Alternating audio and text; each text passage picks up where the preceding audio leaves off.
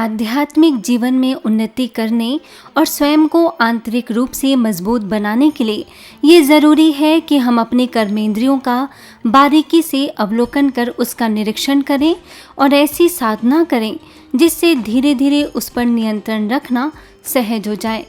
पिता श्री ब्रह्मा बाबा अक्सर अपने कर्मेंद्रियों की दरबार लगाते थे, जिसका मुरली में भी अक्सर जिक्र हुआ करता है।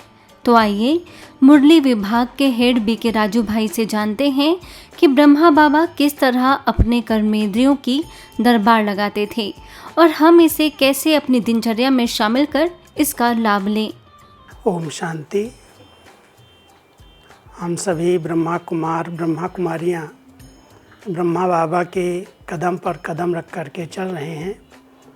समय पर समय अव्यक्त बाप दादा ब्रह्मा बाबा के साकार जीवन के चरित्रों पर प्रकाश डालते एक बात हमेशा ध्यान खिंचवाते हैं कि ब्रह्मा बाबा ने अपने लौकिक जीवन में बहुत पुरुषार्थ किया, बहुत मेहनत की, रोज़ अपनी राज दरबार लगाई और अपनी कर्मेंद्रियों का संपूर्ण नियंत्रण किया।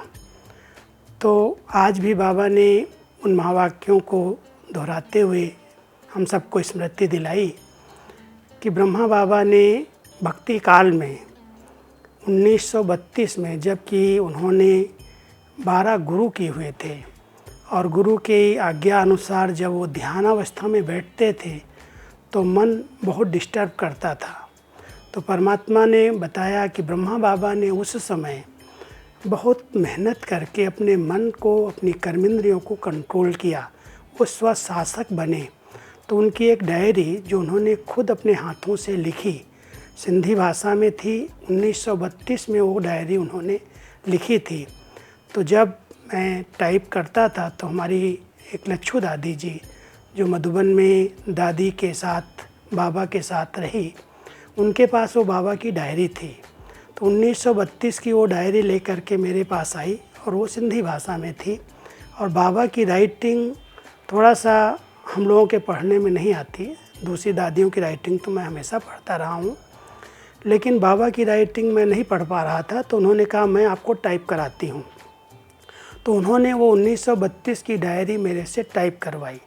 आज मैं आपको उनके कुछ उस समय के पुरुषार्थ की बातें सुनाता हूँ, कैसे उन्होंने राज दरबार लगाई और अपने मन को, अपनी कर्मेंद्रियों को अपने कंट्रोल में लिया, क्योंकि ध्यानावस्था में सबसे अधिक डिस्टर्ब करने वाला तो मन ही है।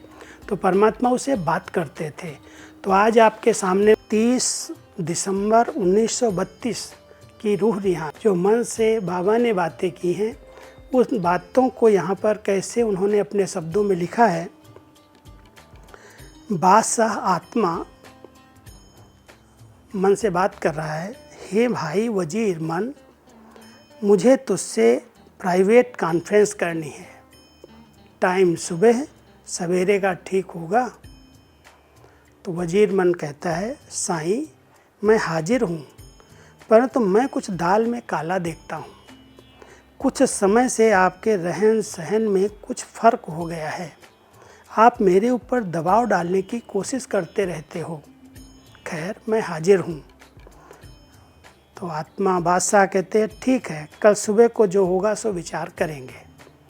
तो सुबह 31/12/32 को सवेरे सवेरे बाबा जब ध्यान अवस्था में बैठे हैं तो अपनी दरबार लगाई है और बात कर रहे हैं। बादशाह आत्मा कह रही है, हे भाई मन, तू मेरा वजीर होकर तुमने बहुत दिन अपना दखल जमाया है। तुम वजीर होकर बादशाह को गफलत में देखकर तूने मेरे अमलदारों को साथ में लेकर, कौन अमलदार?